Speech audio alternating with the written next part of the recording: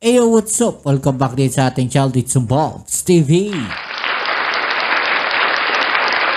Alright, so tayo nagbabalik muli mga babayan. No? At eto na nga, ang ating mga balitang pag-uusapan ngayon mga babayan. Pangulong Bongbong Marcos, no, ipapa-impeach daw nila VP Sara mga babayan.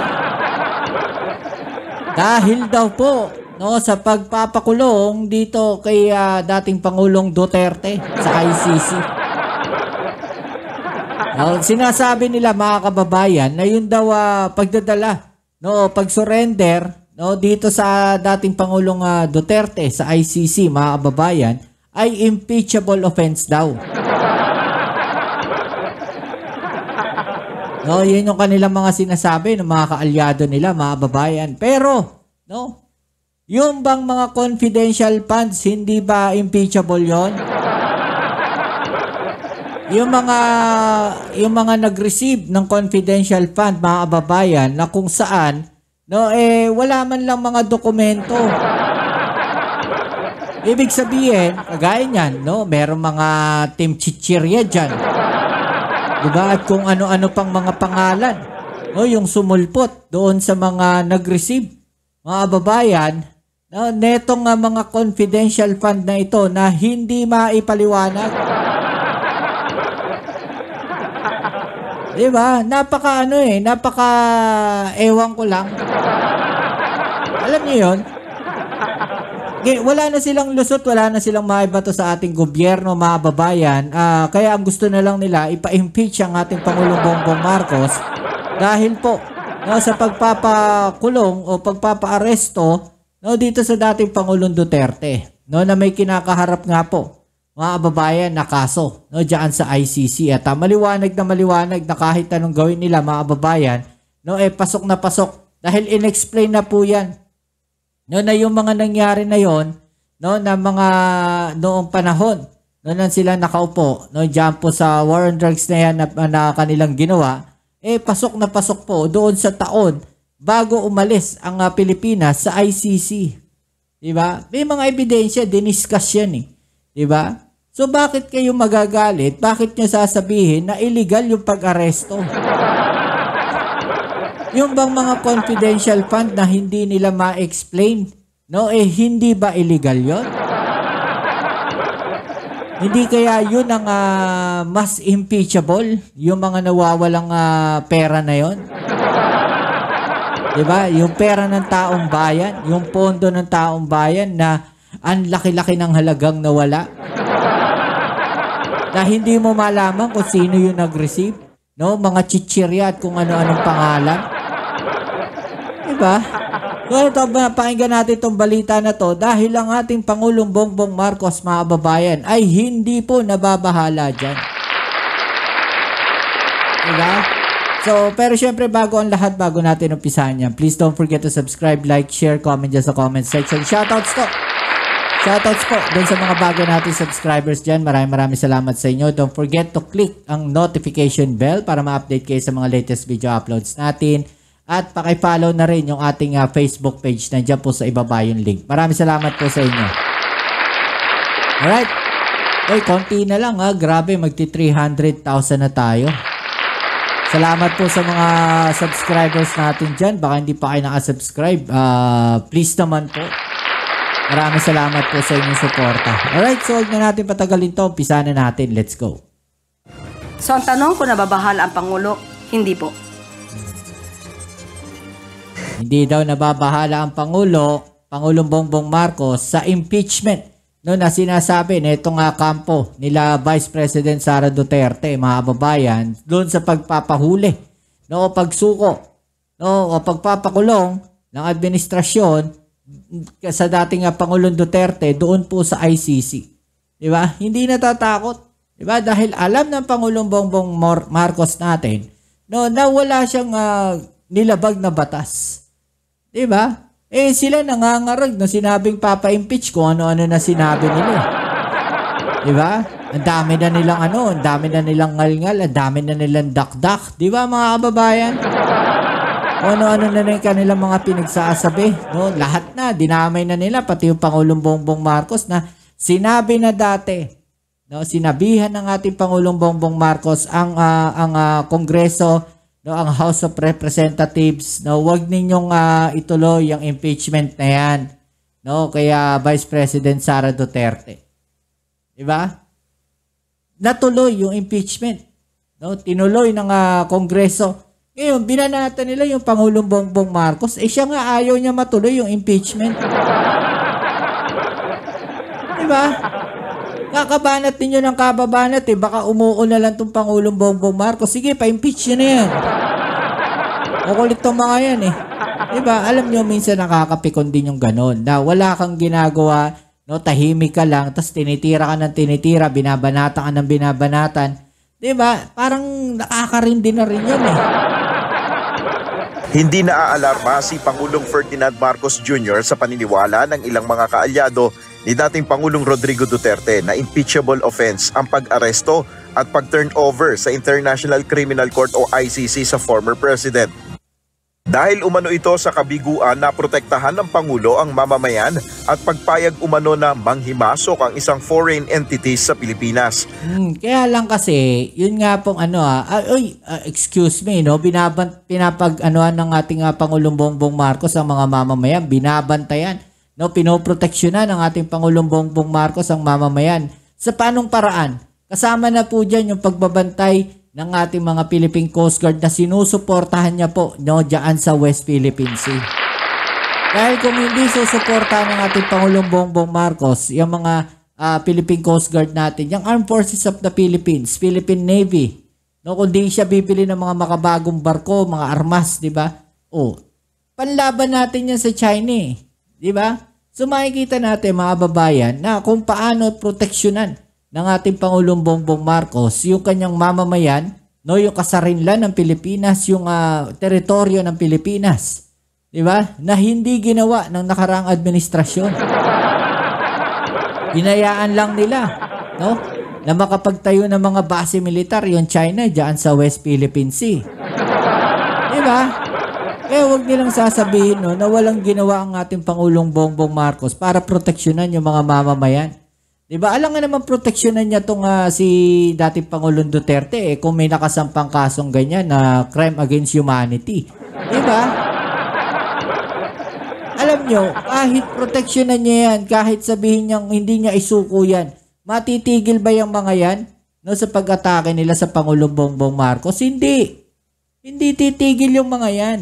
Babanatan at babanatan nila yan. Ang gusto kasi nila, mapabagsak ang Pangulong Bongbong Marcos, mapatalsik sa posisyon, no, mapatalsik sa pwesto para sila yung makaupo. Mga kababayan, hindi na bago yan. No, nakita na natin sa dating mga yan, sa mga nakaraang mga pangulo, no? Yun lagi ko sinasabi. Yung si dating Pangulong Ferdinand Marcos Sr., 'di ba, pinatalsik nila Cory, 'di ba, para makuha lang nila yung posisyon. 'Di ba? Ang dating Pangulong Joseph Estrada na impeach. 'Di ba? Naupo si Gloria Macapagal Arroyo ng ilang taon. 'Di ba? Ganun yung gusto nilang gawin sa ating Pangulong Bongbong Marcos. Patalsikin nila, no, sa posisyon, patalsikin nila bilang Pangulo ng Pilipinas para sila yung maupo, no, para sila yung maghari-harian sa Pilipinas ng napakahabang panahon. Ganun lang kasimple yun, mga kababayan. Ngayon, ang sinasabi ko, kung mapapa-impeach nila ang Pangulong Bongbong Marcos, no, hindi na ang magiging senaryo niyan, hindi na siya makakatakbo, no, sa kahit anong posisyon. So, tanggal na siya sa tinik ng lalamunan na itong mga to. Diba? Parang anong nangyari niyan, ginamit lang nila si Pangulong Bongbong Marcos para makaupo sa pwesto. Bakit kamo? Bakit ko nasabi yun? Na ginamit lang nila ang Pangulong Bongbong Marcos na makaupo sa pwesto. Mga babayan, kung sila ang tatakbong presidente, no, kung sila ang tumakbong presidente ng nakaraang presidential election, mga babayan, 6 years lang silang uupo. Tandaan nyo yan, 6 years lang silang uupo. At wala na sa kanila, sa mga Duterte, ang pwedeng umupo dyan. Diba sino? Sila Pulong Duterte, no, yung mga kapatid, Diba? Baka hindi na sila iboto. Okay? So, kaya nila pinatakbo. No, siguro kaya sila pumayag din na tumakbo si Pangulong Bongbong Marcos dahil baka may plano sila na patalsikin sa posisyon agad. No, patalsikin agad sa pwesto ang Pangulong Bongbong Marcos. Mga kababayan, para mas mahaba yung termino nila sa pag-upo nila, no, bilang Pangulo ng Pilipinas. Ganon kasimple yung aking naiisip po dyan. No, na baka ganon yung gusto nilang mangyari. Imagine ninyo kung mapapatalsik agad nila ang Pangulong Bongbong Marcos, no, sa kalagitnaan ng kanyang termino, 3 years plus kung tatakbo uli sila, no, sa presidential election at nanalo sila another 6 years, 9 years silang uupo, mga kababayan, sa posisyon. 9 years silang nandyan sa pwesto. No? Ganon ang mangyayari, mga kababayan. Diba? Kaya gustong-gusto nilang patalsikin ang ating Pangulong Bongbong Marcos para mahaba yung panahon, mahaba yung taon na sila ang nakaupo, no, diyan sa posisyon na yan. Diba? Ganon lang kasimple yun, mga kababayan.